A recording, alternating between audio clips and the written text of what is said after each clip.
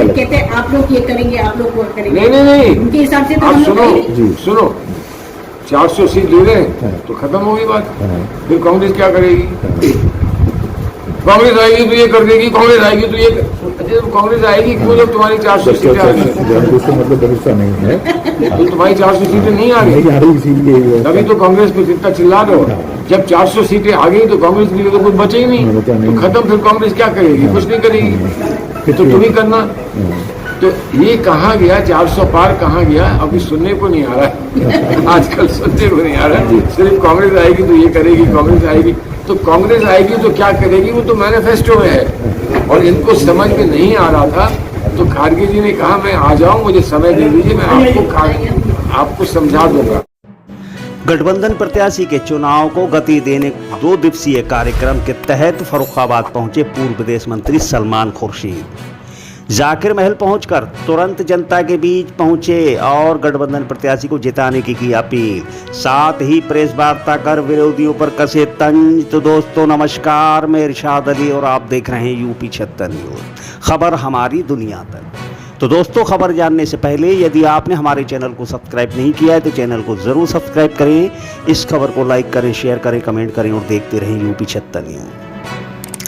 लोकसभा चुनाव में इंडिया गठबंधन प्रत्याशी डॉक्टर नवल किशोर शाक्य के चुनाव को धार देने पूर्व विदेश मंत्री 2 दिवसीय कार्यक्रम के तहत अपने आवास पितौरा स्थित जाकिर महल में दोपहर 12:30 बजे पहुंच गए। समर्थकों ने पहले फर्रुखाबाद की सीमा पर और उसके बाद जाकिर महल पहुंचकर पूर्व विदेश मंत्री सलमान खुर्शीद व पूर्व विधायिका लुईस खुर्शीद का फूल मालाओं से जोरदार स्वागत किया, जिसके बाद चाय नाश्ता कर जिले में चल रहे चुनाव को लेकर कार्यकर्ताओं से चर्चा की। आपको बताते चले कि सलमान खुर्शीद के जनपद आगमन की सूचना पर तुरंत 40 लोकसभा प्रत्याशी डॉक्टर नवल किशोर शाक्य जाकिर महल पहुंचे और पूर्व विदेश मंत्री व पूर्व विधायिका के पांव छूकर विजयश्री का आशीर्वाद लिया और कायमगंज के चिलाका में एक बड़ी बैठक की मंजूरी लेकर गठबंधन प्रत्याशी रवाना हो गए। आपको बताते चलें कि जब गठबंधन प्रत्याशी जाकिर महल पहुंचे तब उनके साथ काफी समर्थक थे, परंतु सपा गठबंधन का एक भी खास पदाधिकारी साथ नहीं था। इतना ही नहीं, उन समर्थकों में कोई भी एक ऐसा चेहरा साथ नहीं था जो जिले के किसी भी कोने में अपना रसूख रखता हो। जाकिर महल में जिले के मठाधीशों को देख सपा प्रत्याशी अपने आप को बौना महसूस करने लगे। वहीं प्रत्याशी के जाने के बाद पूर्व विदेश मंत्री ने सभी रसूखदारों को चुनाव में लगने को कहा। इतना ही नहीं, सलमान खुर्शीद ने कहा कि सिर्फ चुनाव में लगना नहीं है, प्रत्याशी को जिताना है। इतना कहकर पूर्व विदेश मंत्री सलमान खुर्शीद व पूर्व विधायिका लुईस खुर्शीद अपने समर्थकों के साथ क्षेत्र में निकल गए और शाम को लगभग 7 बजे शहर के एक गेस्ट हाउस में प्रेस वार्ता के दौरान यूपी 76 न्यूज़ को बताया।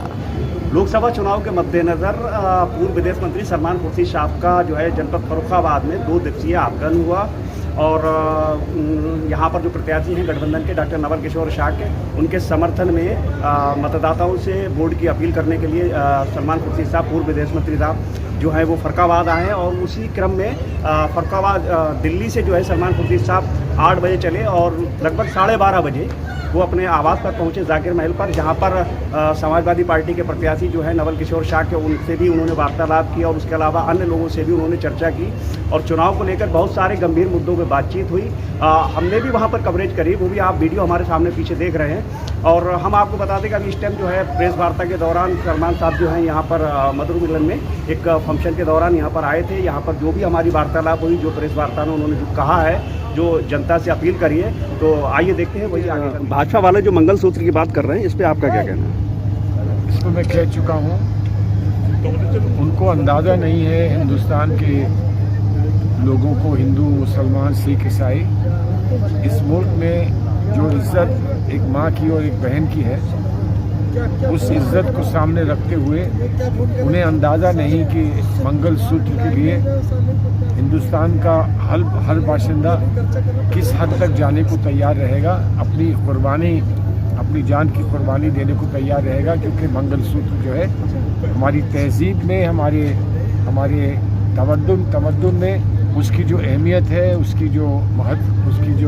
महत्वपूर्ण उसका स्थान हमारे राष्ट्रीय जीवन में है, हमारे निजी जीवन में है, उसको ये लोग समझते नहीं हैं। अगर समझना चाहते हैं तो एक दफ़ा ये मांग कर लें, हम लोगों से सबसे ये मांग कर लें कि मंगलसूत्र के लिए हम कितनी बड़ी कुर्बानी करने के लिए तैयार हैं, तब इन्हें एहसास होगा, ये समझेंगे कि हिंदुस्तान की तरबियत क्या है। अच्छा, शुरुआत में जब भाजपा ने कमर कसी थी चुनाव के लिए, तब 400 पार का नारा दे रही थी। अब धीरे धीरे 400 पार का नारा लुप्त क्यों होता जा रहा है इनका? ये तो साहब उसी से आप पूछिए जिसने दिया है नारा। अगर उसको अपने नारे में यकीन था, अगर उसको विश्वास अपने नारे में था, तो वो विश्वास उसका ज़िंदा रहना चाहिए।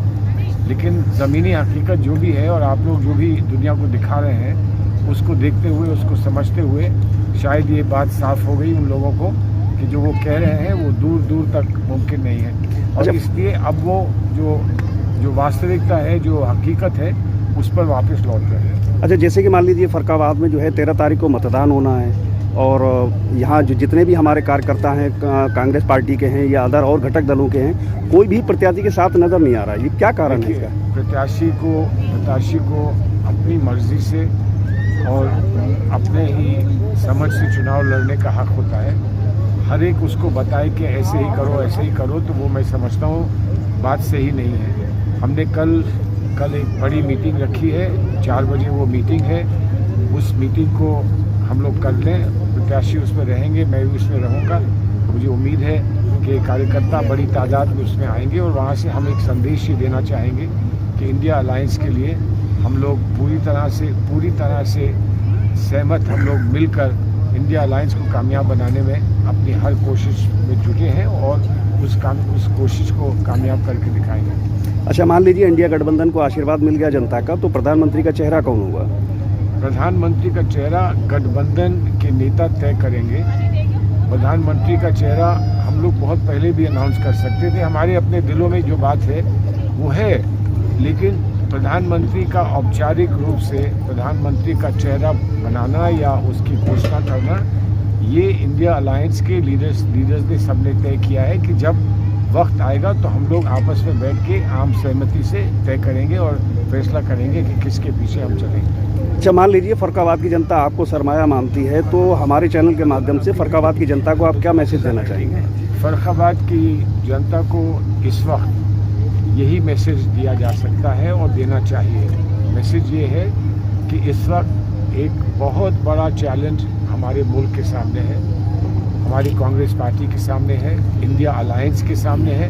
वो सारे घटक दल जो इंडिया अलायंस के में शरीक हैं, जिसमें मेंबरशिप रखते हैं, उन सब के सामने एक चैलेंज है कि हिंदुस्तान को, भारत को वापस उस रास्ते पे हम कैसे लाएं जो भाईचारे का रास्ता है, जो गंगा जमनी तहजीब का रास्ता है, और किस तरह से हम अपने मफाद को अलग हटाकर, अपने लाभ को अलग हटाकर हम सामूहिक कामयाबी भारत के लोगों की और इंडिया अलायंस की कैसे कर सकते हैं। उसके लिए हमको हर चीज़ करने के लिए तैयार रहना चाहिए और उसमें कोई मतभेद किसी बात का हो नहीं सकता कि आज हम पर ये बहुत बड़ी जिम्मेदारी है।